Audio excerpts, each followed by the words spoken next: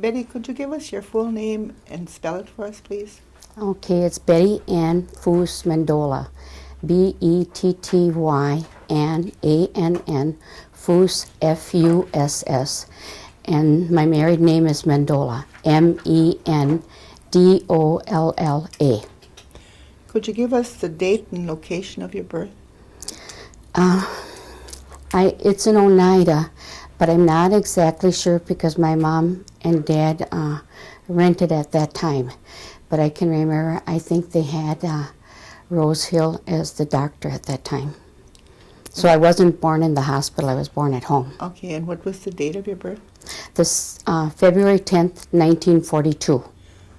Okay, could you give us the name of your parents? My parents are Arthur Fuss and Ida Jordan. Okay. Oh, okay, listen, I have this here. I've got, they were married in December 14th, 1940. My dad was born August 13th, 1918, and died August 2nd, 1981. My mother, Ida Jordan Fuss, was born November 29th, 1918, and died the 27th of 1977. Okay, and my mother, Ida, has 8 brothers, 3 sisters. Would you like the info on that? Yes, please. Okay. Ida's father was Lomas Jordan, and he was born April 12th, 1887, died April 20th, 1950. Okay, mother Lucy Danford Jordan was born the 12th, December 18th, 1887, and died the 11th of 1965. The date wasn't sure. Okay, they married May 4th, 1910. Okay, the children were Aloysius Jordan, born June 1st, 1911, and died January 15th, 1975. Nicholas Jordan, born May 30th, 1913, died January 25th, 1980. Yeah. Okay, Philip Jordan was born, he died the 25th, 1988. Okay, the next one is Philip Jordan was born January 8th, 1915, and died February 11th, 1947. Okay, Amel Jordan was born the 10th, the 6th, the 1916, and died January 1st, 1982. Ida Jordan Fuss was born November 29, 1918, and died the 12th, the 27th, 1977. Robert Jordan, born the January 8th, 1921, and died December 12th, the 12th day, and 1989. Lydia Jordan, born the February 4th, 1924, and died the September 19th, 1925. So she only lived about a year and a half, and I think she died of pneumonia. Okay, Henry Jordan was born January 15th, 1926, and died September 9th, 1978. Martin Jordan was born February 23rd, 1928, and died May 31st, 1954. Okay, Ramona Mary Jordan, born October 6th or the 9th in 1929, and died in 1957. We didn't know the exact date. And okay, she was known as Mrs. Herman Skenador or Ramona Jordan. Earl Jordan would be the last of my uncles. I was born the 10th, October 22nd, 1931, and died, I'm not sure, but I think right around 2000. Yeah, I think so too. Okay, and then, so that would be the children of Lomas and Lucy Jordan. Mm-hmm. Okay, do you want me to go on? Sure. Okay, the other ones are my brothers and sisters from Ida and Art Fuss. Okay, the first one is Joe and Rosemary They married the 10th, the 1461. Joe was born the 12th, the 22nd, 1940. Died the 12th, the 21st, 04. And his wife, and then their children. Bobby born was July 29th, 1962. Jimmy was born September 4th, 1963. Lynn was born September 9th, 66. And Ricky was born the 8th, the 20th, 67. Okay, Betty and Stan were married June 12th, 1965. The children are Todd Mendolla. He was born April 10th, 1967. So these are your children? These are my children. Okay. Okay. And then I have twin girls. Brenda was born January 21st, 1970, and Bridget was born January 21st, 1970. Okay, now we're going on to my brother. We're going from oldest right down the line. Okay, Pat Foose was married December 18th, 1964. The children are Jay was born February 23rd, 1966. Jill was born November 18th, 1967. Diane was born February 27th, 1969. Okay, now we go on to my sister, which is Jerry and Shirley Jordan. They were married August 29th, 1964. And Shirley was born June 17th, 1947. They have two children. One is Kurt Jordan, and he was born, August 28th, 1965. Brian was born September 12th, 1972. Then comes my another brother.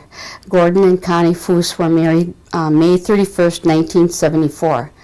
Gordy was born January 18th, 1953.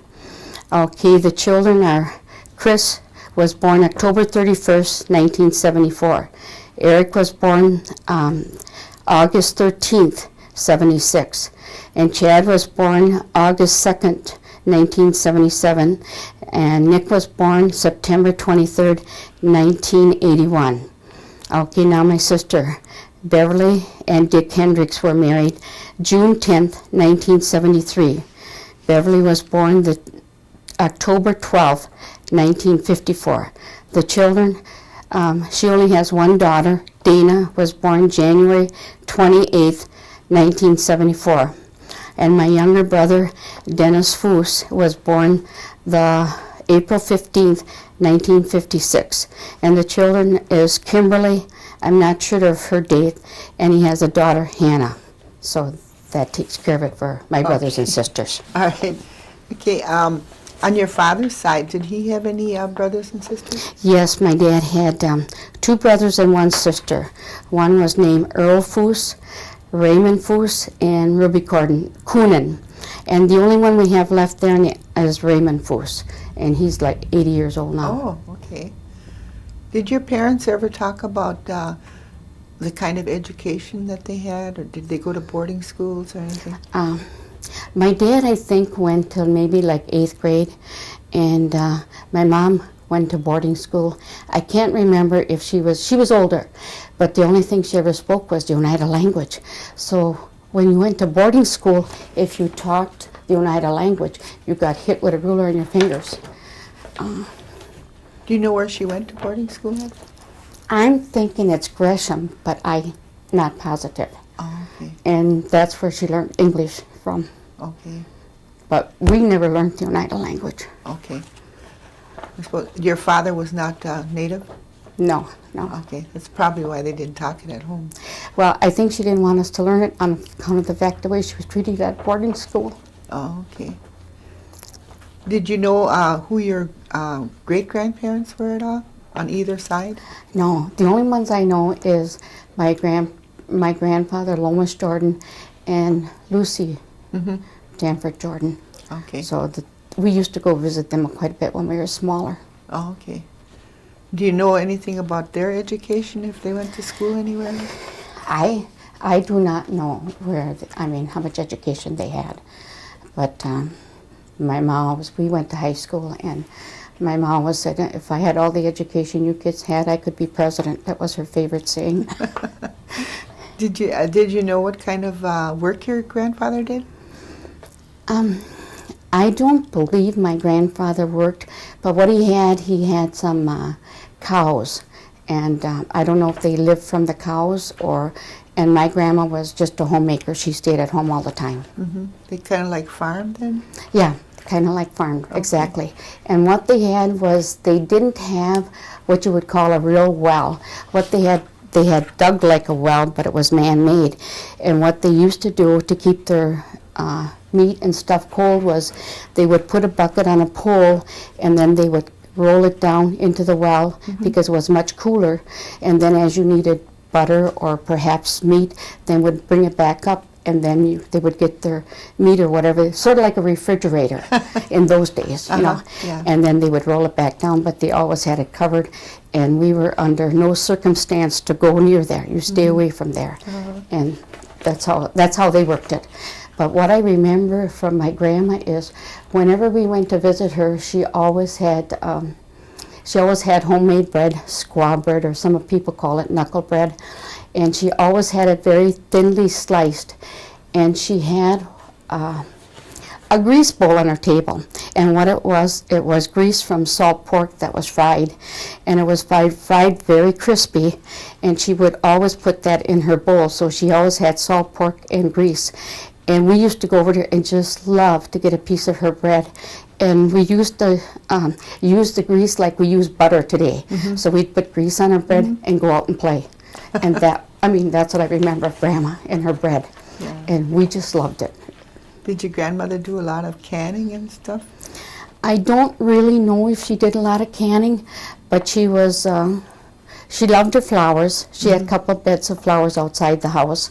And I don't know much for quilting, if she did quilting at all. I don't know. And she was a diabetic, and I can remember every morning she got up, she had her oatmeal. And the first thing she did was sweep her floors, make her bed. I mean, she was just that type of person. And she lived with us until she died. I think it was right around 1975. Oh. Anyway, so. Do you know where their original homestead was? Yes, it's on the Old Seymour Road. Oh, okay. That's the only one I ever remembered, because I think they owned like 26 acres there. Okay. And that's where he used to pasture his cows and everything. And then he had like a little shack for a barn. And but he was very handy. And he also had asthma very bad. Oh, okay. Do you remember how he was treated for his asthma? I don't remember that. All I know he had asthma, and when we were little kids, he used to have, I think it was called a juice harp. He used to have a little thing that he stuck in his mouth and would play, and it was interesting to us because we never saw anything like that before. But every so often he would bring it out and play it for us. Oh, okay. Yeah. Did your do you remember anything about your father's parents? Okay, my dad. Yeah, my grandma was a big lady. She was like 5'11", but she was also a heavy-set lady. And she used to move. She was married like 3 times, I think, but she also moved a lot. She lived here, she lived there. She ended up, I think, towards Wisconsin Rapids, and that's where she died of cancer. Oh, okay. And she must have been like about 70. Oh, okay. And how old was your grandfather when he passed away?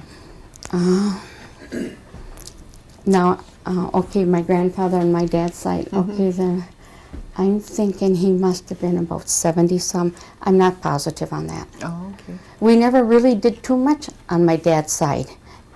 We didn't go visit my grandpa a lot. The only one every so often we'd go see my grandma Foos, and that was about it. It was more on my mom's side. What kind of work did your father do? My father worked at Larson's Canning Company for like about, I don't know, 35, 40 years.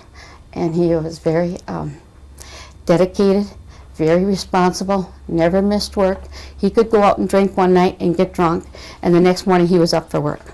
So he was that type of person. I can remember when we were kids, when I was maybe 8, and we were playing baseball. Come on, let's go play baseball. Okay, we were playing baseball. And he was lit up, and all of a sudden we were running around the bases, and somehow he went after the ball and just went flattened right out. And then another time was he had a toothache, and he said, Ma, my tooth hurts back here. And, okay, Ma, get the pliers. And he was canned up.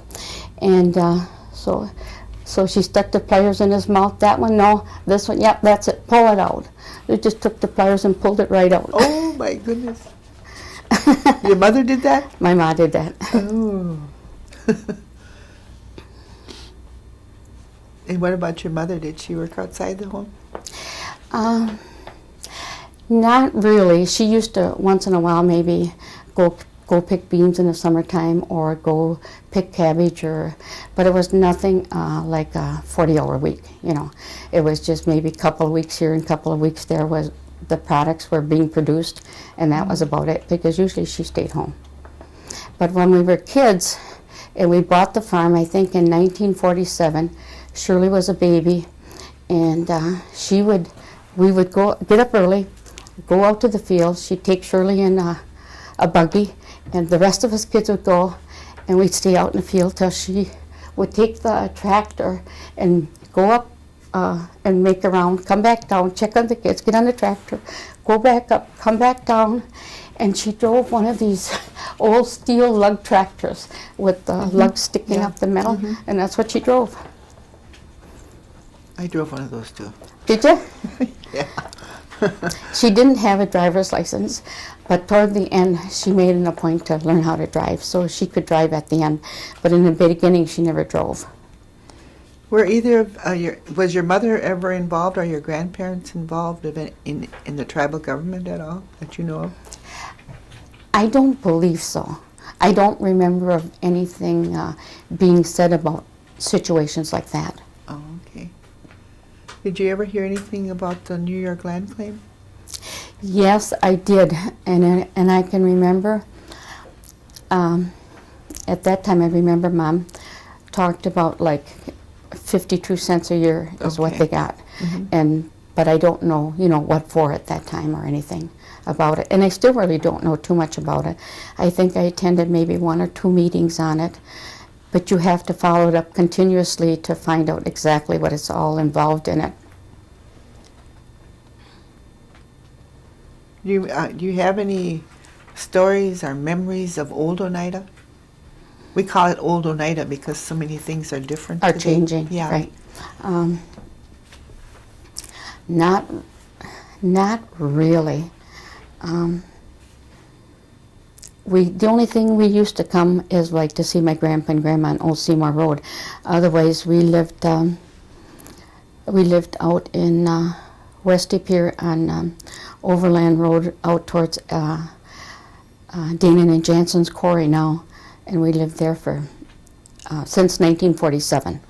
And then when my dad passed away, then we sold the farm, and to Dana, not Dana and Jansen, we sold it to Irvin and and Ambrosie's man. I don't remember what his first name was. You had a farm while your dad was working too? Oh yeah.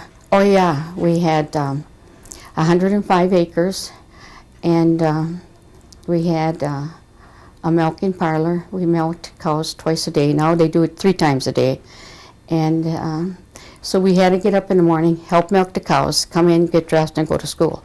And the same thing at night. When you got home from school, you changed clothes to your old clothes, and then we would go out and feed the cows maybe silage. Usually silage is what we fed them at night. And then we'd come in and eat supper, then go out and milk. So your nighttime wasn't through maybe till 7 or 8 at night. Then you had time for your schoolwork, whatever you had to do. Okay. Did your kids then mostly run the farm? Well, right. My dad worked, and when he came home at night, he really didn't do too much. It was up to my mom and us kids to do the milking, feed the cows, and that type of thing. And in the morning was pretty much the same thing. We had to do the same thing before we went to school and be able to catch the bus. I think it was at 7:30 we caught the bus. Oh, okay. Did your dad work every day? Well, yeah, my dad did not miss work. Okay. He was a faithful worker, very responsible. So his job was a full-time job. Oh, yeah. Yep.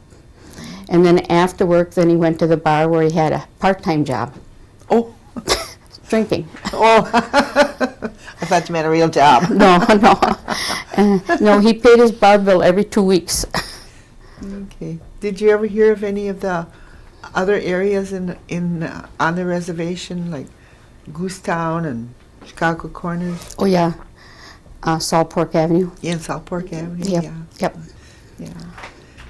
And where did you go to school? I went to school, first of all, at Old Glory was where we went through all 8 grades. And I didn't go to kindergarten.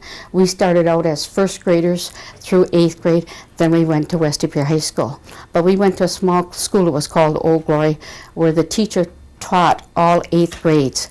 And we lived like not quite 2 miles away, because if you lived over 2 miles away, they had to transport you to school. And we lived just under 2 miles away, so we had to find our own way to school. And in the wintertime, when we were kids, we had a long way to walk. So what we did was we had especially with the snow, we had what we called a stumboat in that day. Mm-hmm. And it was a platform with just wood, with like 2 big logs under each side with a runner. And then we hooked it up to our horse. And our horse was named Bobtail Pierce. So they take us through the fields to our line fence where it ended, and drop us off there, then we'd walk to school. And the same thing when we came home. When we came home, they kind of watched for us, and then we'd walk to that point and come and get us with the horse. Oh, okay. And where was your home located at? It's on Overland Road, so you take Double E and you go toward the pier, and then you come to Overland Road, and first there's a quarry, there's a stone quarry, then the next road is Overland Road, and you took a right down there. It was like about a half a mile down. Oh, okay. Yeah. So you went to school at Old Glory, and you graduated from there? I graduated, yeah, that was 8th grade. Okay. Then we went to West Pier, and we were the first graduating class out of the new high school, the new West Pier. So that was 1960. Oh, okay. And then I went on to a couple of years of teachers college, and then a couple of years of summer school, but I never really finished it. And then I got married and had my own kids and took care of my kids. But once my girls got to, let's say, 5 years old, and they started going to kindergarten, then I went back to work. And I went back to work as it was Austin Manufacturing. And what we did there, we did a lot of sewing. And then that business moved out to Swamico. And it was only like a block and a half from my house where I walked it every day. And then I didn't want to move, so I said, no, I'm not moving. So then what happened was later on, I got a job at Williams when my girls were in high school. And I got a job at Williams Custom Canvas out on Allied Street over by Stein's down that way. And what I did there was a lot of sewing, and most of it was where we would do boat covers, mooring covers, traveling covers, as we call them in that time. And then we did seats, like big auditorium seats, like maybe like the arena. We would do the seats, and we did it for Claren Corporation out of Lake Bluff, Illinois. And what they would do is they would send us rolls of fabric, and we would cut it up and sew it to their specifications, and then we would ship it and send it back. So there was not a lot of overhead that my boss had to worry about. And then we did that. That was good year-round work. But boats were a problem because you had it, when it was nice in the spring, the telephone rang off the wall because everybody's in there to get their boats covered and done. And then in the fall, it tapers off after Labor Day. So it tapers off. So that's when Claren Corporation came in and kept us working through the winter. But the big boats like the topsides, aft, and camperback, is if they were too big to trailer to the shop, my boss would go there and take brown paper and pattern them. pattern the whole thing. Come back to the shop, mark off his patterns, and then he would take it and lay it on fabric and trace around it, and then bring it and say, okay, Betty, this is what we have to do. You have to do this top, and what it's going to be is going to be a walkthrough, okay? And so what he'd tell me what to do, then I would sew it. So then they'd go back, install that section, and then come back and do maybe the sides or the aft panel, whatever. We do each section at a time. So then when a person comes along, then he would show them how to take it down and also how to reinstall it. So they knew exactly how to do it. And some of it we'd do like curtains, windows, screens and privacy curtains. Those were all different steps we took in doing it. But it was, when you started it, it was very interesting because you could sit at it for like hours. You know, nobody had to tell you what to do. You knew everything. And the only thing is maybe if you had a question, you know, okay, what's this line here for or something. And then we also did a lot of tents. Making tents he would do. And then usually I got to sew them, and awnings. We do a lot of awnings. And the awning jobs were like, for a lot of them were for Sturgeon Bay for big businesses. Mm-hmm. So anyway, that's what I did there. But I enjoyed it because I wasn't doing the same thing all day long. Mm-hmm. You know, let's say if I was doing clothing, okay, you're stuck doing pockets all day long.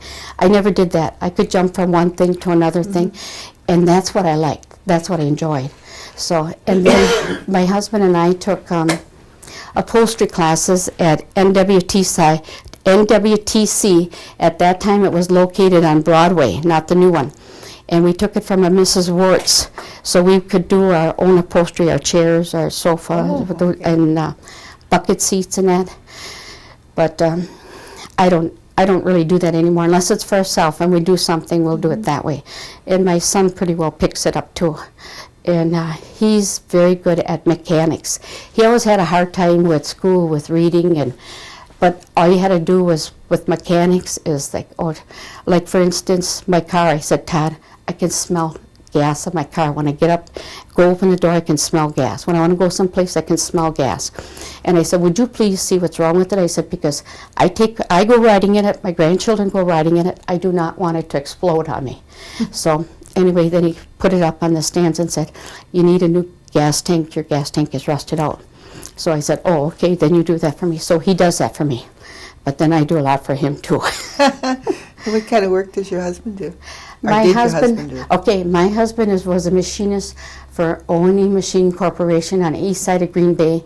We lived out by Bay Beach until 1985. Then we moved to De Pere.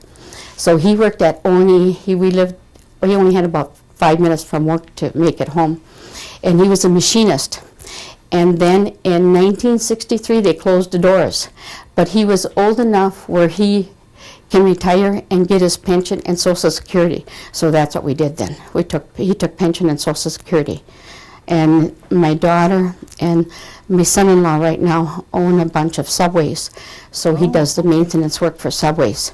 So something's not working, he just goes in and fixes it. When you were a child growing up, did you ever go to any county fairs? I can remember once going to, yes, we went to the Brown County Fair in De Pere, and at that time when we were children, you didn't go travel a lot, you didn't go visit a lot. Like Sunday was like any other day of the week. And one time they took us to the fair, and I must have been about 8 years old maybe, and this seemed like, oh my God, this was such a big thing, and you'd get lost, you couldn't find your way around, you were kind of scared. But after you get older, then you find out it's not so big, and there's bigger places than that. Did you go to like any dances, or were you involved in any kind of sports activity at all?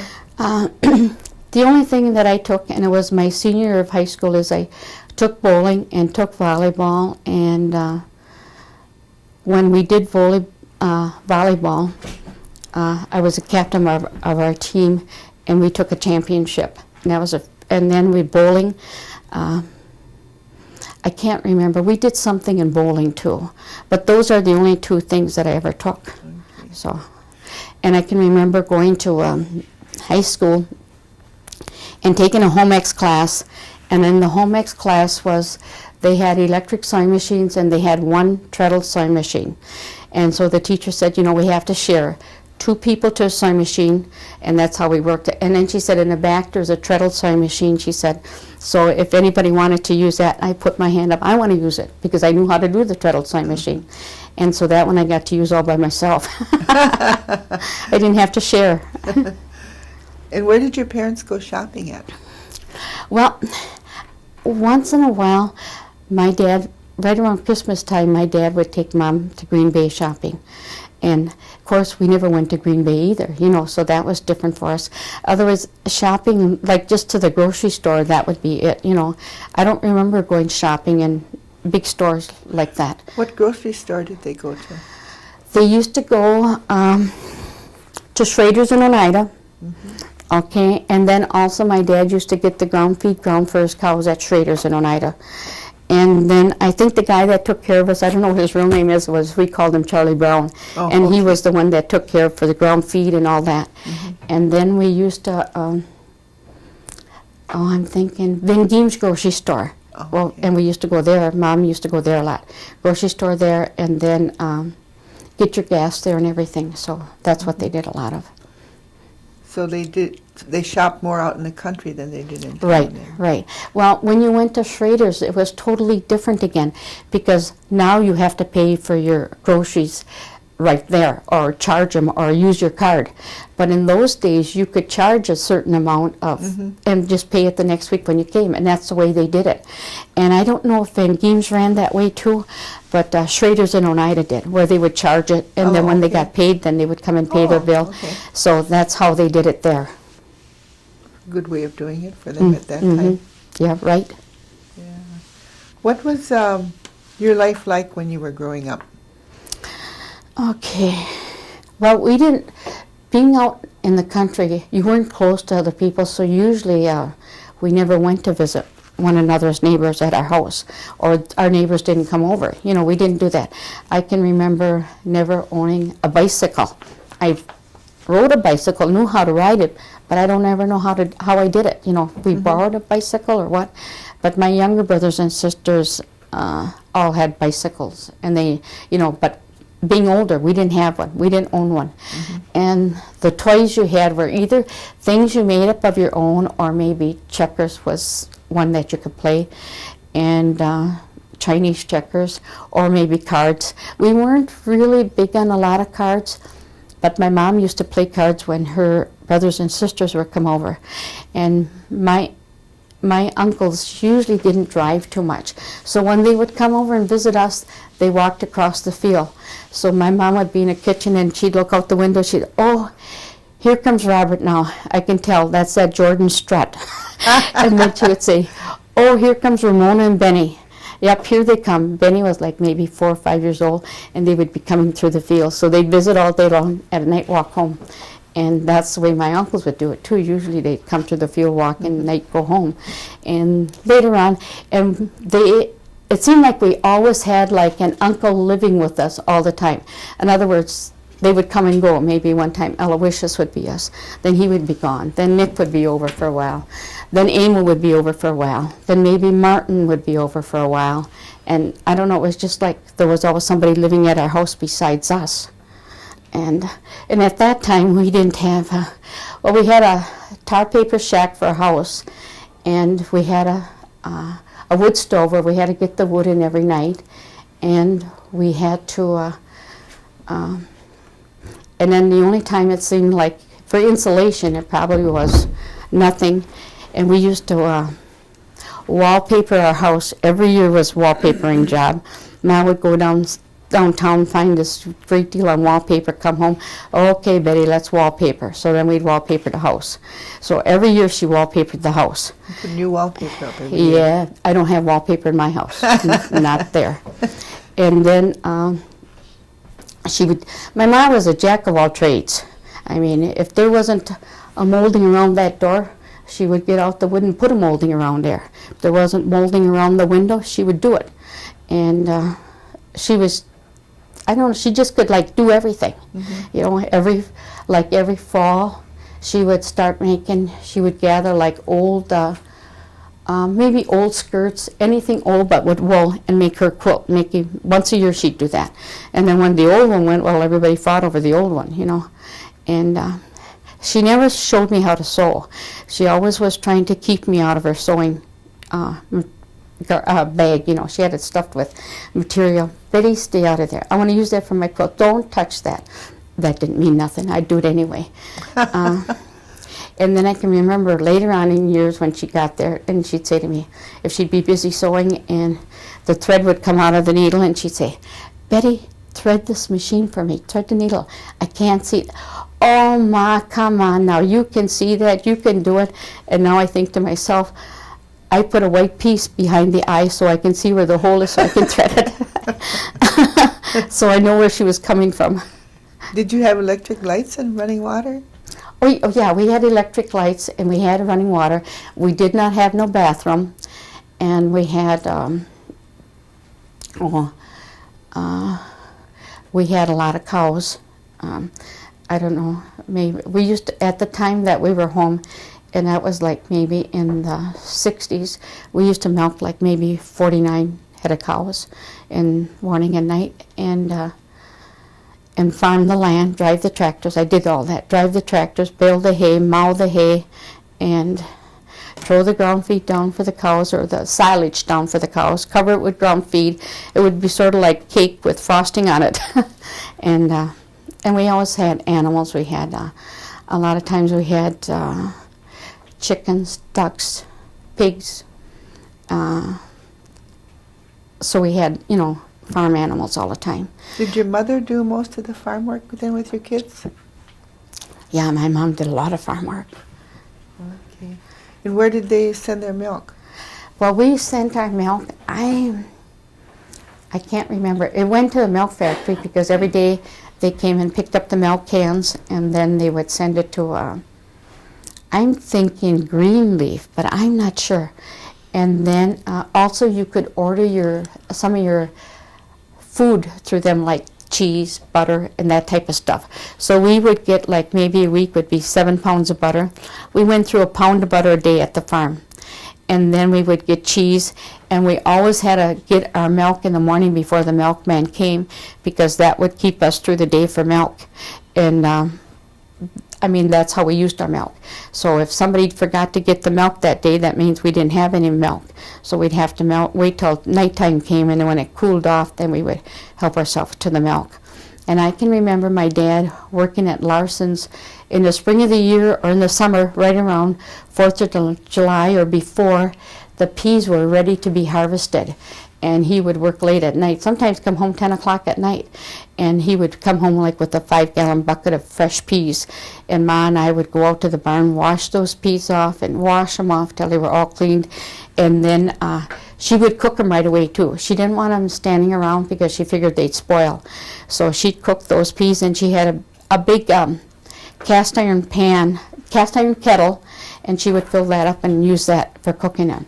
And she used that for her corn soup also. When she would make corn soup, she'd start early in the morning and use that cast iron kettle to make corn soup. And and then it would be ready like maybe at night, you know, maybe 5 o'clock at night for supper. And we loved corn soup. You're talking about the Oneida corn soup? Yep. Mm-hmm. Okay. Was there any other cultural foods that you can remember that she cooked? Well, like I said, she did fried bread, but fried bread was totally different than what you find at the powwow now. She had a black cast iron kettle, frying pan, and then she would put lard in it. And usually they rendered their own lard, okay? And their own lard could be from a pig, and what they would have is gobs of fat on their belly or wherever it was located. They would take that and pull it off, and then they would take that and put it in a cast iron pan, and then they would put it in the oven and put it on a slow heat so it would render all day long. And then at the end you would take this fat out, and then she would put it through a press it so that made sure all the lard came out. And then they were called like crinkles or something, and they would eat that. I mean, she would eat that. I didn't care for it, but I mean, she would do that. And that's how they got their lard from either, I don't know about beef, but from the pig is what they would do. And nothing went to waste, you know, and they could make them, the old timers could make a meal from nothing, it seemed like. You know, sometimes we'd go over to my ma's house after we were married, and we'd happen to be over there at mealtime. You'd go to the cupboards and you'd think, they're bare. How's she going to make a meal? They could come up with a meal from nothing, and they were good at it. I don't think the young people today could do that, but they did that a long time ago. Remember if your parents used any kind of natural remedies for illnesses at home? Sometimes. I know one time there was a person, I can't remember if it was a man or a lady, came to the house with a vehicle, and then they were selling all kinds of herbs from the trunk of their car. And my mom had asthma, so she would buy the herbs, and then you would take them and you'd bring them in and cook them like tea, and drink so much, you know, and last for I don't know how long. And she always claimed that helped her with her asthma, so she liked that. And then another thing was, my sister tried this. I didn't hear it from my mom, but what happened was my nephew had an earache. So, and she heard it, I think, from the nursing home because she works in there. You take a little onion, smash it up a little bit, and put it in like a little bit of cotton ball, and stick that in your ear. And the next morning, all this junk was coming out of his ear from the infection he had in there. And so that we learned from that. And then they had different things where you would soak bread in milk and maybe put it, I don't know if it was on a cut or what you would do. And sometimes they even had one where you would put meat, like if you had a black eye, I think they put meat on your eye, like a steak, to help you with your black eye. And another thing with an earache, what they used to do is take and warm up, like when my kids were small, we did not know what Pampers were. I made their diapers, and it was from flannel. And from the flannel, being so soft, sometimes we would take that and put that on the ear with a heating pad, put it on low, just so you get the comfort and it didn't hurt so much. And sometimes you could get eardrops and stuff like that. And colds, I don't know. And I thought she did something with skunk oil too. If she rubbed it on your chest when you had a cold with skunk oil. But my mom and dad, it seemed like when we got sick, we went to the doctor. They took us to the doctor. And so the remedies were that what I heard, and also maybe she used one or two, but I don't remember too much of that. And where did you go to the doctor at? We went to Seymour. I think it was Dr. Sieb. So that's where we used to go, to Seymour Clinic. And Dad would always take us. And for a vehicle, we always had a truck. And the truck we had was a pickup truck because we lived on a farm and we needed it for ground feed. We needed it to get this, to get that. So we never owned a vehicle. So it was very hard with 7 kids and 2 parents to go any place to visit, to try and get 7 people or 9 people in a truck. So that was our transportation. Okay. Do you have any favorite foods that your mom cooked besides the corn soup? Oh, I love her beans. Her navy beans. She always made navy beans. I said to Stan, we had navy beans like our staple meal, like they have pinto beans. And I said, like your tortillas, we had homemade bread. I said so. And her beans were really good. And all her cooking was good. I can remember when we went to grade school, we didn't have store-bought bread. We had biscuits. Every morning she made fresh biscuits. So we had bread and butter. That was our meal for going to school.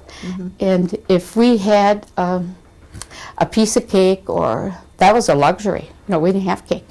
And once in a while, if we'd make something, like a cake or a pie, well, it was scarfed up like that because we never had it, you know. But she would cook, and she would make salt pork, and she would make what we called was mush. What it was cornmeal, but it was made like boiled the same way you would do oatmeal. And then what was left over, she would take, and at noontime, then she'd fry it in a frying pan. So there was never leftovers. It was always gone. And so she made beans. Her beans were real good. She made fried bread, and then she made corn soup. And a couple of times she ground fresh corn in like toward the fall, and would make cornbread like in a bread pan. And then she'd make the boiled bread too with cornmeal, and with the red beans in there, she'd do that. And that was real good. I do some of that stuff, but I don't do all of it. Like I made corn soup last week, and my daughter came over, Brenda, and I said, "Hey, Brenda, I got corn soup," and it was the real thing. And then she said, "Oh my, I like your generic better." And what's the generic? And the generic is just buying a gallon can of hominy and I make beans, and then I do my meat. I do it in a crock pot, and I'll let it cook overnight. And I don't like fat on in my corn soup. So what I do is I cook it overnight, and it becomes real breakable, and I strip all the fat off of it and throw it away. And my husband thinks I should leave the fat on it, but I said, no, I'm fat enough. I don't need no more fat. So I keep it very lean, you know, and I like it that way. And we've learned to eat it that way. And I like to do beans, like I say, beans, or I'll do warm bread. But there's a technique in doing it, see, because if I take warm bread now and I make it the way I do, and I put it in a cake pan, it rises real high. But the kind my grandma made was flatter. And the trick was they used grease. I don't use grease. So when you made it with grease, it flattened it out more. And it really didn't burn. It got a real nice tannish color on the top. Because I tried that and I learned. Have you been able to keep any of these recipes from your mother, grandmother through the years? Oh, I do them every so often. I don't do them all the time, but every so often I'll do them. Like I'll make warm bread and beans, and then I'll do salt pork.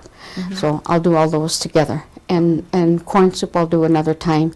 I haven't really made the round mush with the cornbread with the red beans in. I haven't made that, but I don't think that's too hard to make, because I went to the cannery and saw how they did it, but I didn't go home and try it, which I should have did right away. Okay. What kind of things did you do to entertain yourselves? Like games or anything that you might have played? We didn't really have a lot of games. I guess what it was is there was more work to be done outside, like maybe in the middle of June or something, we'd have to pick up stones out of the field. So we'd take a tractor, hook up a wagon. Any stones that were big enough that might be getting caught in the equipment we threw it on this wagon. And then also we would take, and in the fields was mustard, and it's a yellowish, we always called them yellow bouquets because we had to pick them all the time. So we had to pick the mustard out of the fields and before like the corn got too high or before the oats got too high, and they didn't want that in their fields, so that's what we had to do. And what did you do in the wintertime for entertainment? In the wintertime, well, once TV came in, we watched TV a little bit, but TV wasn't on like it is now. It came on like maybe 3 o'clock in the afternoon till maybe 8 o'clock at night. And that was usually the weather and I Love Lucy, Red Skeleton. But they were good, wholesome family shows, or like Rin Tin Tin or Lassie, or they were good, wholesome entertainment that you didn't mind if your kids watched today. With a lot of this they have on the TV today, it's not that good, wholesome entertainment that we had when we were in high school. And we've got our first TV right around 1957, I think. But everybody in our school already had it, and we were the last ones to get it. So then that's when we used to watch TV. But before that, there wasn't much time for games and all that. By the time, you went out and did your chores and got back in the house and got your studies done or whatever you had to do for the next day, it was just like there wasn't time for, we didn't play cards. The only thing we, like I said, maybe checkers or Chinese checkers or something like that we might play. And then half the time was getting in a fight with your brother and sisters, so that was half the battle. So, and that's what we did. We didn't really do a lot. In the wintertime, did you do any like skating or sledding or anything like that? We would go ice skating at certain times. Once in a while we'd go to the pier very seldom. It wasn't a weekly thing. And then we would once in a while go sliding. When we lived on 54, and we owned a house right across from NWTC now, which at that time was Larson's Apple Orchard. So we lived right across from there, and we owned a great big hill of that we used to go sliding on. And that was when we were like maybe 5, 6 years old.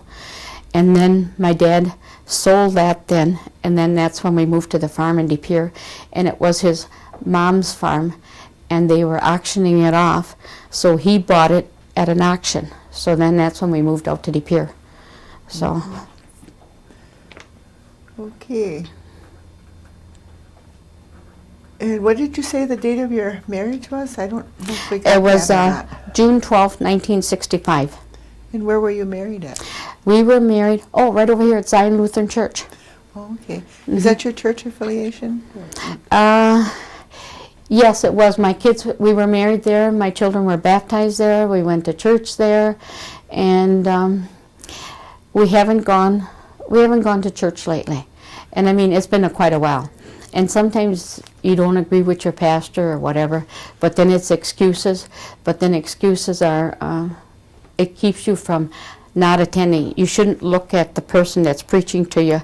You should look beyond that and have the power to concentrate on the higher power. And sometimes that's hard to do. So we just, all of a sudden we fell away from the church and we don't really go anymore. Mm-hmm. I mean, it isn't that we go out and drink. We don't drink. We might have a couple of beers at a wedding, and that would be it. We aren't foolish like we were. When you get older, you get wiser. Where did you meet your husband? I met my husband, I'm trying to think. I met him at a bar when we were teenagers. He had just gotten out of service, and I was in my last year of high school, and that's when we met. So we went together like maybe 5 years or something like that, and then we got married. But I think if we would have got married when we first met, it wouldn't have worked out, because maybe too much personality differences, and maybe you have to grow as a person. And I think that's the way a lot of it goes. You have to grow, and as you grow, you expand your life, and you see things differently that you saw before, which was wrong, you know. So you grow as a person, and we all do. Yeah. What branch of the military was your husband in? He was in the Navy. In the Navy? Yeah. Okay. When you were young, did you ever go like picking cherries or anything like that to Sturgeon Bay? No, we never went cherry picking. The only thing is we went apple picking. Cherry picking we didn't do, and we might have went and picked cucumbers and maybe beans. And other than that, I don't remember too much of that. Too busy on the farm. Yeah, well, I can remember my mom used to have a patch of strawberries, so I always had to help her pick strawberries. I hated strawberries, just for the fact that we picked them all the time, and now I love them. But I hated them then. And we did raspberries too. We had a field of raspberries, and we would pick raspberries. But I loved raspberries all the time. And the only thing is, come on, Betty, let's go pick raspberries. Come on, Betty, let's go pick strawberries. Come on, Betty, let's go pick cucumbers. It was always me. It seemed like nobody else had that job, you know, and it seemed like I was stuck with it all the time. I don't know if I was, but that's the way I felt. Okay. Do you see any a lot of social changes in the community from when you were growing up? Oh, yeah, it's totally different. Let's say the children or the young adults are more educated, look at things differently, and also you want them to do things that you never did. So when my children were small, I catered to them, took them to school, make sure they got home, picked them up from school, because that was never done to me.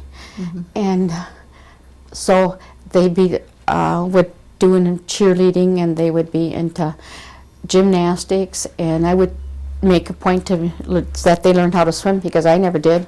They went to karate. My girls are black belts in karate when they were 15, and my son was also in karate, and we paid a lot of money for those things, but it was different. I paid because I wanted them to learn. And karate was a different thing at that time. Was you went to karate with the respect that you don't have to use it. It takes a bigger person to walk away from a fight than it does to have a fight. So that's what I always taught them. I said, no, you don't go look for trouble. And that's the way they were at karate too. Remember, you know this, that's fine, but you don't go out and use it, you know. And they used to go to tournaments and win trophies and that type of stuff. So I have a basement full of trophies of karate that the girls were always going to claim, but it's still storage in my basement. So now what I did, I called up the Boys and Girls Club on the west side here, and they'll take trophies. So one of these days I'm going to load all the trophies in my vehicle and take them over there. Oh. I said, take them, you know, they don't take them, storage. Yeah. And I don't have enough storage. I want to sew. What do you remember about the holidays? The holidays, all I can remember is Ma always used to make a turkey at Christmas time or a ham. And at Thanksgiving time, she'd make a big meal and always yams. And she loved mincemeat pie. And I hated it, but she loved it. And a big meal, just a big family meal. And not so much with anybody else, just our own family, because that was big enough. And Christmas would be pretty much the same thing. And the thing at Christmas time was we did not get a lot of presents at Christmas time. If you got maybe one toy, or one year I wanted a pair of shoes. Well, I got that pair of shoes, and I thought that was the best Christmas. But that's all you got was one thing. You know, you didn't get a whole bunch. And maybe a couple of Christmases we went without. We didn't get nothing. And maybe, you know, but we still have our big meal. And she would go down the last day, the 24th, she would go down and get us a Christmas tree. And half the time it was a Charlie Brown Christmas tree. So she'd get it big enough, and then she would cut the branches off on the bottom, drill a hole in the trunk where it was bare, and stick branches in there. And that night, Christmas Eve, is when we would trim a tree. And that's how we did it. Oh. Okay. So, and then she got the Christmas tree probably for $1 or so, because at that time they're just trying to get rid of them. Yeah. So that's how she would work it. But see, that's what I mean. She was talented, where she'd take out the old auger, put a hole in that trunk, and stick a branch in there. Yeah. And the only thing is, we only left our Christmas tree up maybe 5 days, maybe a week, because the idea they would dry out, and you didn't want to start a fire. So we would have it maybe up a week, that was it. So we always put it up Christmas Eve, never a week before, not like we do now, you know. What about New Year's? Did you do anything at New Year's? New Year's it wasn't quite as special as Christmas, but my mom always believed in Hoyan, and she would take and make a big, maybe a Tupperware bowl full of donuts. That was her thing. And because we lived so far away from the local Oneida area here, is probably the only ones that would come over would be like maybe my uncles would come over for Hoyan, and that would be about it, you know. So. Did you go Hoyaning yourself? No. Well, we lived too far out. You lived too far out. Right. We never went Hoyaning. Okay. But I know my mom always told us about Hoyaning, you know, how they did it in here in Oneida. But we lived out in De Pere, so that's like 7 miles, maybe 10 miles from here. So it was totally different, you know. What about 4th of July? 4th of July at that time, I don't remember it being a big deal. Okay. I don't remember, you know. What about Easter? Anything then? Easter was sort of a special time where we would take my grandma Lucy to church. She belonged to St. Joseph's in Oneida, so that was her year, and she wanted to go to Easter time. She wanted to go to church. So we would make an effort to get her to church and then bring her back home. And it just seemed like we always were kind of dressed up for Easter. It was kind of special that way. And then Ma would make a big meal again. But other than that, we didn't really do that much. Like, I don't remember Easter baskets and that stuff, and eggs. I don't remember it. But I mean, my kids had it. My kids had everything. And because I didn't have it, they have it. Lois, we're going to stop at this point. Change the tape here. Okay.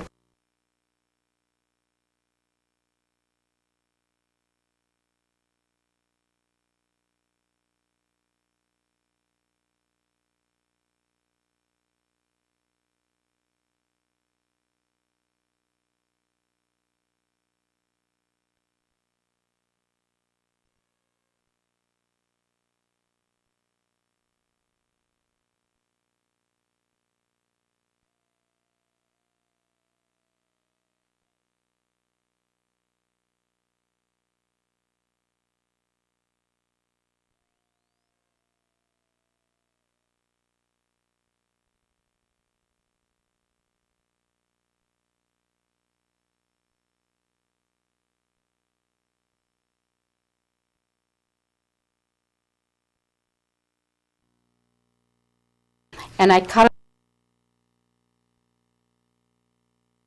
strip.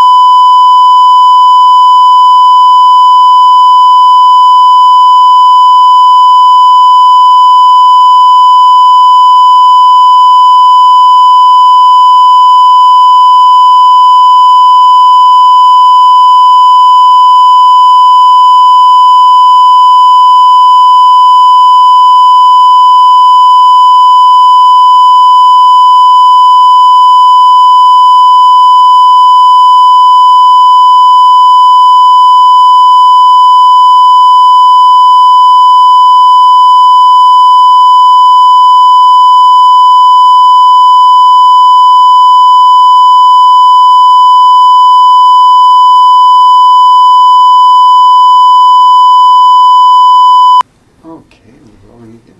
Have you seen any changes and growth in the Oneida Reservation? Oh, yes, yes. For one thing, all the housing projects, and they're very nice, and it seems like the tribe has grown so much, you know, where when we were little and you get to be middle-aged, you think, well, you know everybody in the tribe. Then when you find out, well, I didn't know that person. I didn't know this. I didn't know they did this. I didn't know they did that, you know. It really has grown. But it's grown because I always believe, like, united we stand. As long as we work together, that's the main object. And then divided we fall. So when we start dividing ourselves and more or less like fighting amongst ourselves, that's dividing. That's not good. It should be for the benefit of the tribe. Yeah. Are there any cultural things that you'd like to see passed on to the next generation? Yeah, I'd like to see my my daughters learn how to do the corn soup. They love it, but they don't want to do it. Because for one thing, they don't want to do too much that's really work. We like to be shopping. And I always say, well, why don't you do this? Well, oh, Ma, just make your baked beans for this or that. I said, well, why don't you learn how to make baked beans? Oh, Ma, tell me how to do it. Oh, Ma, make me some instead. Or oatmeal. I do my oatmeal more different than my mom did it. What I do is I heat up my milk. I don't use water, I use milk. And I put my oatmeal in there and cook it with the milk right away instead of putting the milk in afterwards. And that's the way I brought up my kids. And they love it that way, and so do I. And we go through a lot of oatmeal. And we go through a lot of oatmeal, a lot of hot cereals, and we like. What about the Oneida language? What do you think about that? Oh, no, we do. I do not know the Oneida language. And my mom, like I said, the only one who knew it was my mom. When her brothers, my aunts and uncles would come over and visit my mom, they'd all talk the Oneida language. And it's like we were sitting there and you're hearing it and you don't know exactly what they're saying, but you have like a sense, you can almost sense what they're saying, and that's the way it worked. But my mom knew it very fluently, and my uncles knew it fluently. Do you think that they should continue learning the Oneida language? Oh, yes. That's part of our heritage. Okay. Are there any particular things about the culture that you'd like to see stay? Okay, the culture. Well, I like the powwows. I never used to come to the powwow because I always figured that I don't want to go down there because if they're drinking, there are a lot of fights. I don't want to be in it. When I found out that they aren't allowed drinks on the powwow, I just couldn't wait to come. So every year I go to the powwow, and I enjoy it. I enjoy the fried bread. I enjoy the corn soup and the tacos. I love it all. Okay. And I love the show, too. Let me see.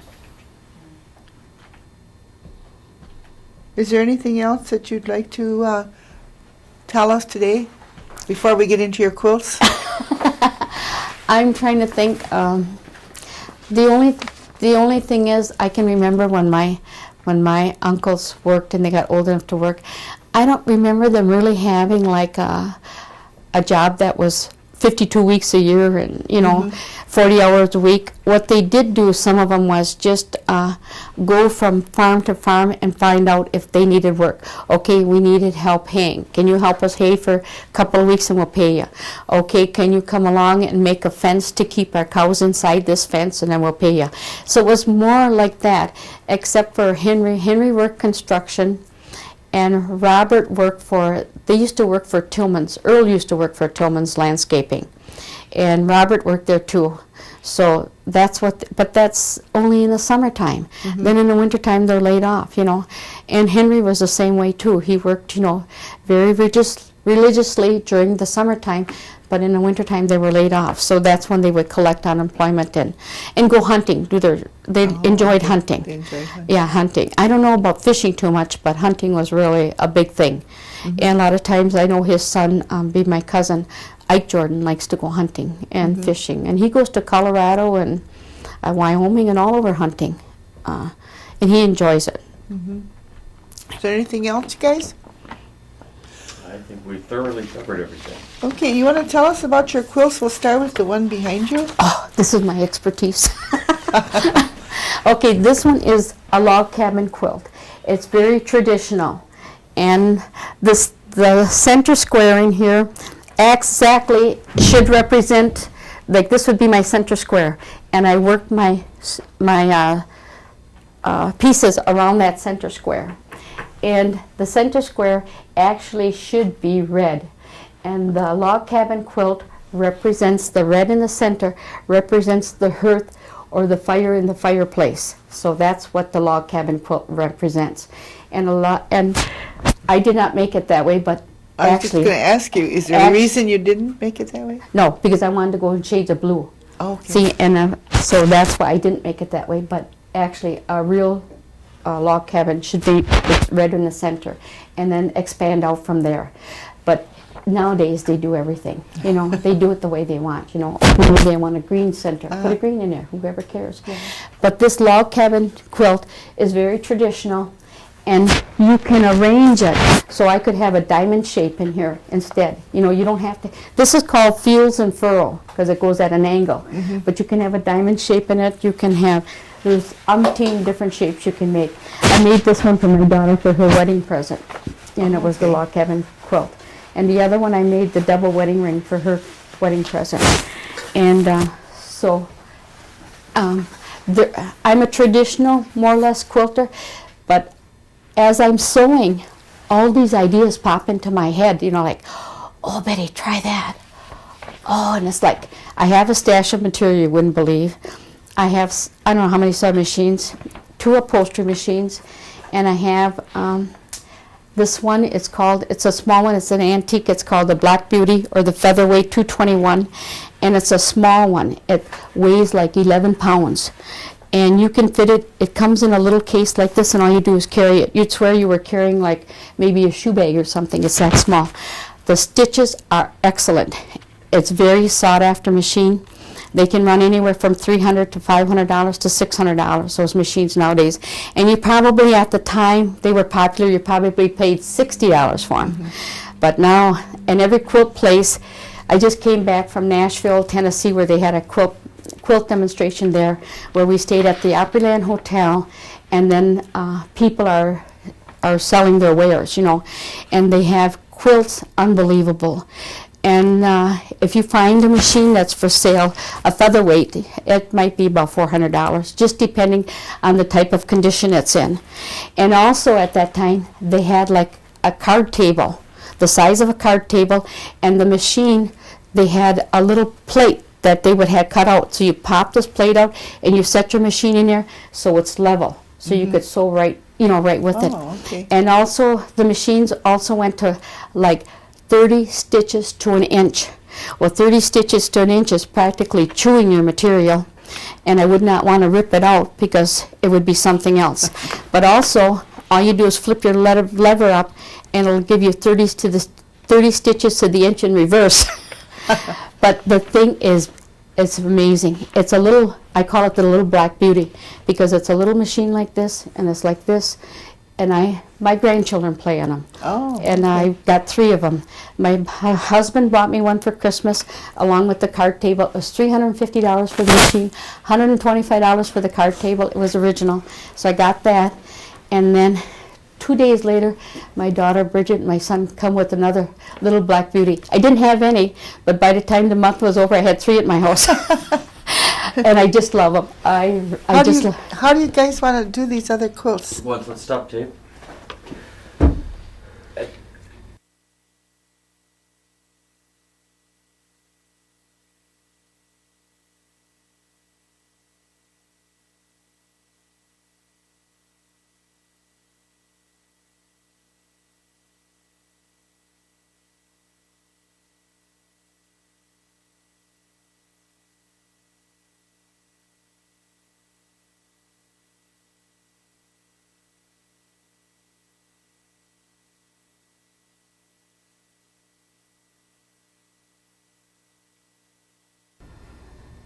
Okay, why don't you tell us about this quilt?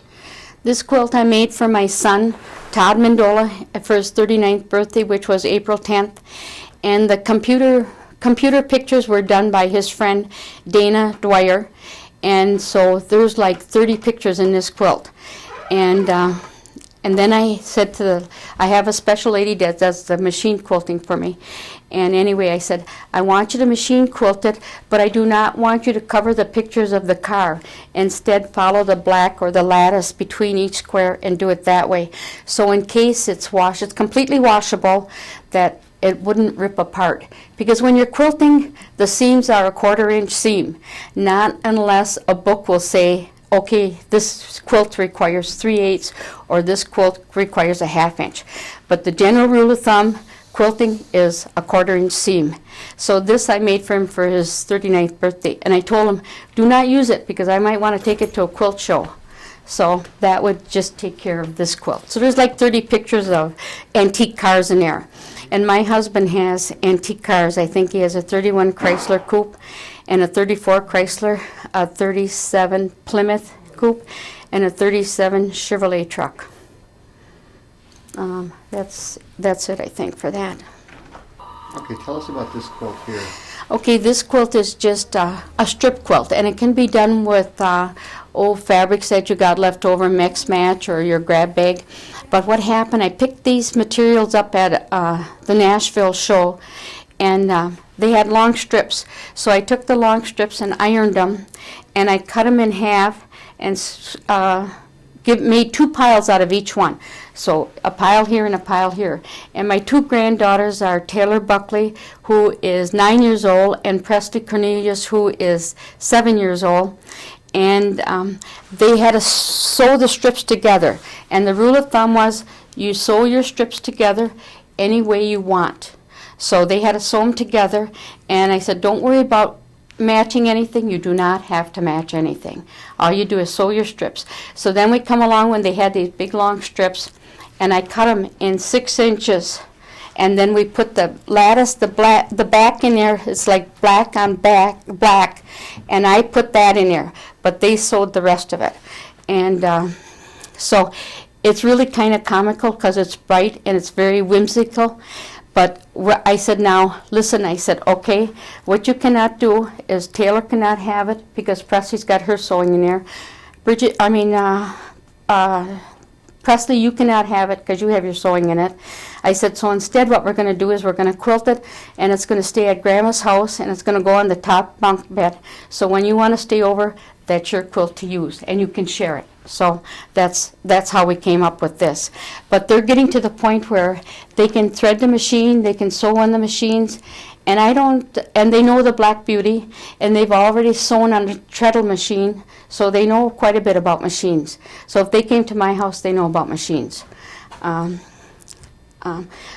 this is what they did, and my other granddaughter, Taylor, did another one. I forgot where it was, otherwise I'd have brought that. It was called a 4-patch or 9-patch. She's very good at it. But that's what they do at my house. Can I sew on my machine? Yep, You can sew.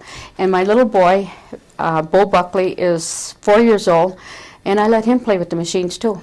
Okay, Bo, you want to play? Okay, we go in the coloring book, get a big picture with not a lot of detail to it, and then I take the thread off, and okay, now you sew on this and follow the black lines.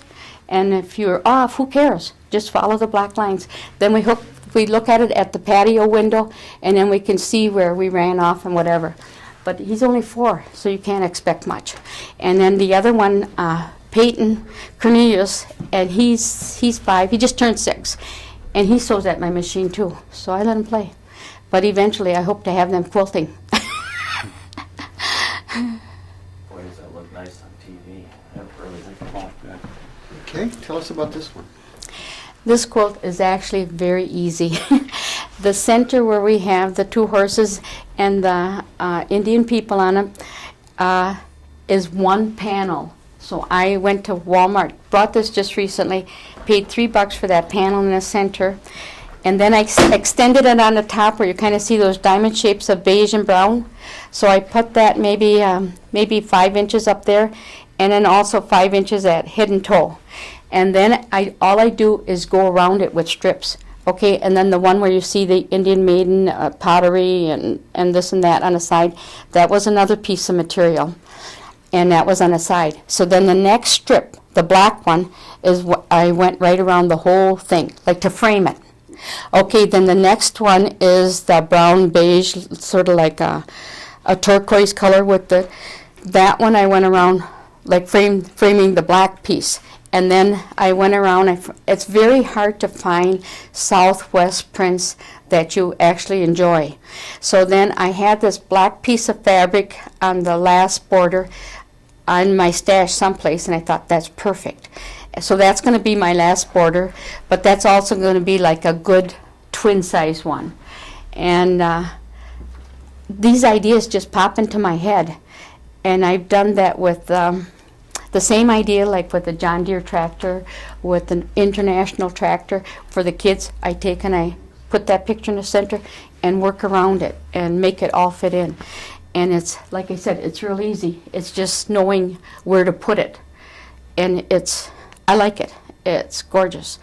And I just got through with this one, maybe 2 days ago, 3 days ago. But I got all these quilt tops, and the biggest challenge is to do a quilt top that you enjoy and like it. And after that, I don't care if it gets put together. But I really should, because then you have all these quilt tops laying around that I don't have finished.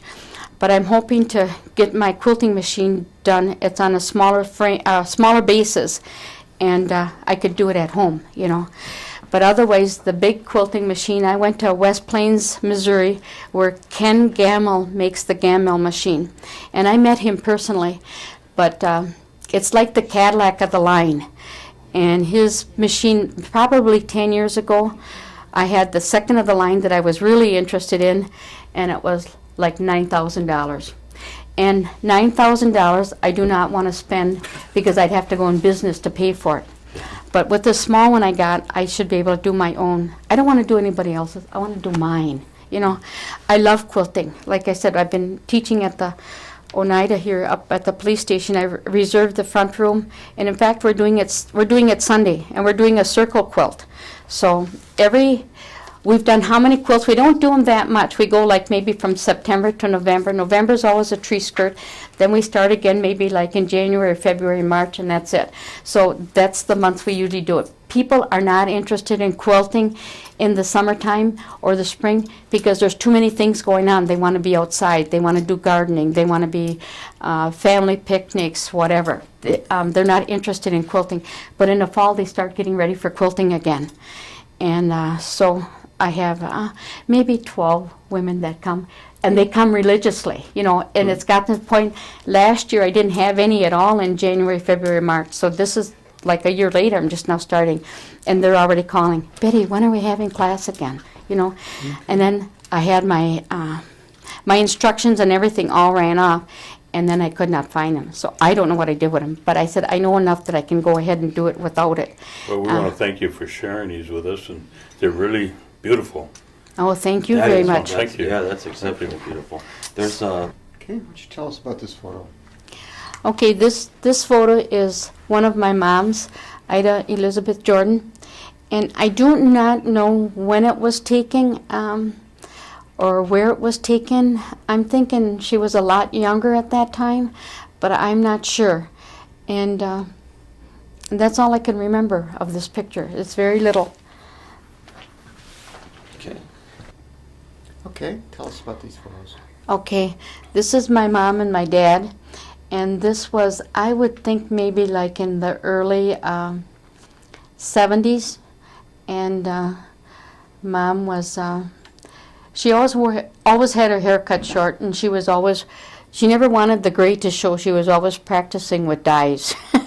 She'd dye her hair this color, dye her hair that color, and she was like first she started out, she had a stroke, and she ended up in Hickory Grove Sanitarium for I don't know how many years until the place closed, and then she was shipped to Little Chute, to a nursing home in Little Chute. But while she was at the nursing home, at Hickory Grove Sanitarium, they didn't expect her to live on account of the stroke that she had. And what happened the day she had it, her legs started turning blue in the hospital. So what they did, they put revolving tourniquets on her so it would revive the circulation. And she talked that day. That was a Sunday. When it come to Monday, she didn't talk anymore. So she either had one more series of a stroke, or she had maybe several little strokes that took her speech away. But so anyway, we didn't really know if she could understand or anything like that because she wasn't speaking anymore. So what we did, we did it like this. Okay, Mom, when we talk to you, if you understand, blink your eyes once. Okay, if you don't understand, blink them twice. So that was our communication, and that's how we did it. So, and she would be able to blink her eyes and that. So we knew she knew, but she just that she couldn't speak it, So that's how we communicated. Okay. Okay. Okay, this is a picture of me and my husband and my children. Okay, this was right around high school, like maybe in the late 80s. And it happened to be, I got twin daughters. Brenda's on my husband's side and Bridget's on my side, and my son Todd in the center. He's very good mechanically wise. In fact, he works for DPW. And my daughter, Brenda, works at the casino. I think it's upstairs, and I think she works in, I forget what you call it, probably helping people in that. And Bridget works for the tribe, too. And so they're all involved with the tribe. Okay, tell us about this photo. Okay, this photo is of my grandpa, and his name was Lomas Jordan, and he's the one, it would be on my left, and he's the shorter guy. And the other gentleman, I'm not sure, but I think it's his brother, but I can't say for sure. And then he was a younger man then. But when I saw that photo in the color, we said, yes, this is Grandpa. Well, some things you just know, right away, and it's like, and he died, I think it was 1950, but he had asthma very bad. All right, why don't you tell us about this photo? Okay, this is my brothers and sisters pretty much. My brother Pat isn't on here though. My sister is would be the right side of the picture looking at it. Her and her husband, Shirley and Gerald Jordan. Shirley and Gerald Jordan, and then my other sister, Beverly and Richard Hendricks, and in the center is Connie and Gordon Foose, Rosie and Joe Foose, and Pam Cottrell and Dennis Foose, and way on the end is Betty and Stan. So it's just our brothers and sisters, except my brother Pat isn't on here. Okay, tell us about this photo. Okay, this is my daughter, Brenda Mendolla, and this was her fiancé at the time, Patrick Buckley. They're married now, and they were police officers for the Green Bay Police Department. And she was a police officer for not quite a year.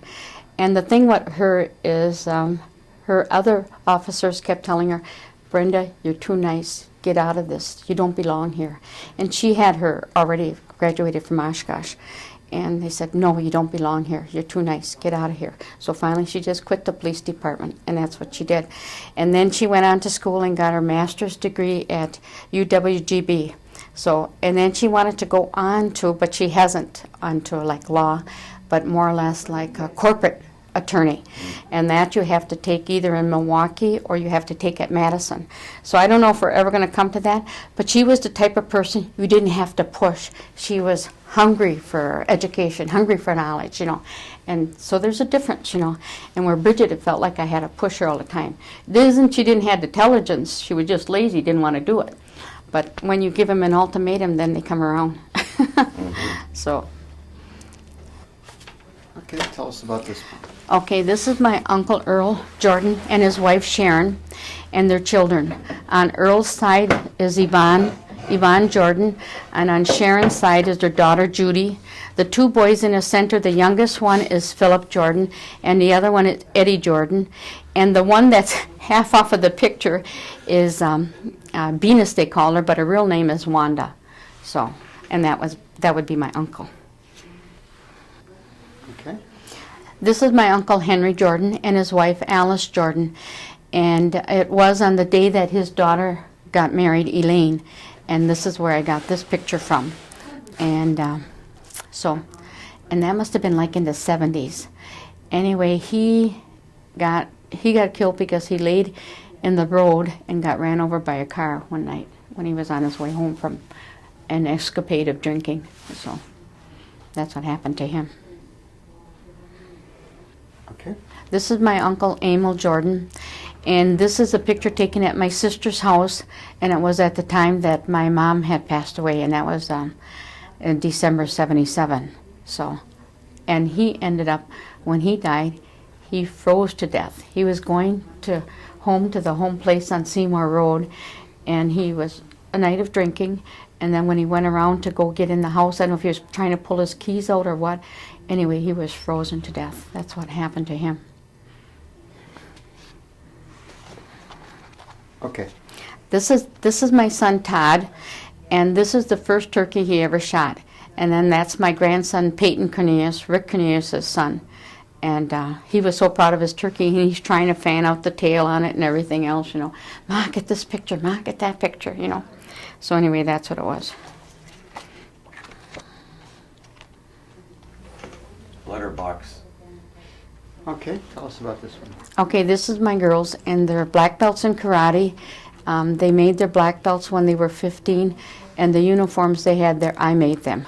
So they were proud to be black belts. And my son was, I think, a brown belt, going for a black belt, but I don't think he ever got it. But anyway, they're black belts. So. Okay, tell us about this one. Okay, this is Taylor Buckley. This is Brenda's daughter, and she is learning to sew on Grandma's sewing machine. And this is where she's doing the strips for the strip quilt that we showed. So that's what she's busy doing.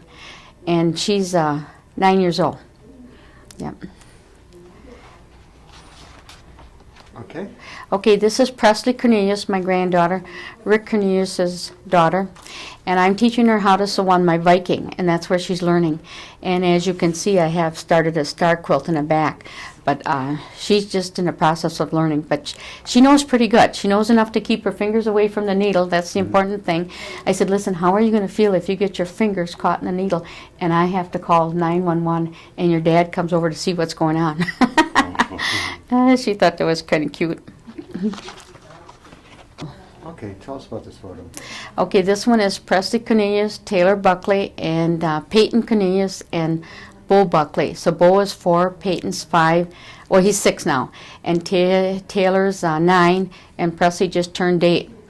And the girls are the ones that do the sewing and learning, and the boys play on my sewing machine also. Any machine they want to go to, they can do it. And I just play. And just keep your fingers out of the way, you know. And I said, if you need help, you stop, and you just say, Grandma, I need help. So I said, I can come and help you and get you on the right track again. And the little guy with the orange shirt, is a worker. He loves to work. My husband, he was cutting down tree trunks the other day that branches had grown off of, so he cut those branches all off, and he's taking these trunks, tree trunks, limbs, and hauling them to the back of the yard, and that little boy grabs two, takes them back, come back, Grandpa, you owe me money. I worked for you. So he paid him $5, and my sister said, what happened to a quarter? I said, I don't know. So anyway, so when he does something, he works a lot, he wants to get paid now. But he's the one where his mom and dad own a lot of Subways and Rockies, so that's what they're into.